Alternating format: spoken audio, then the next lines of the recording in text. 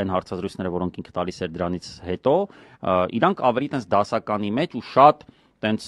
բան, հա, ոչ այդքան խոսակցական, ոչ այդքան մարկային ինչ որ երանգները առաջին պլան չբերելով ու դրա համար ես հասկանում եմ այն դիսոնանսը, որ մարդիկ իմանում են, որ գալու է սենց ձևաչափ, որտեղ այս սենց մոտավորապես նույն սենց չենք կարա, բայց պլյուս մինուս ինչ որ ասում են, սենց ձևաչափում ենք շփվելու ենք իր հետ, դա առաջացրեց մեծ հետաքրքրություն, նաև այս ընթացքում իհարկե մեզ հաջողվել է ձևավորել շատ յուրահատուկ լսարան, մեր նեթվորքինգը, ես կարծում եմ այս հարցով իրականում բացառիկ պրոդուկտն է իմ նեմնիմին, որը ունի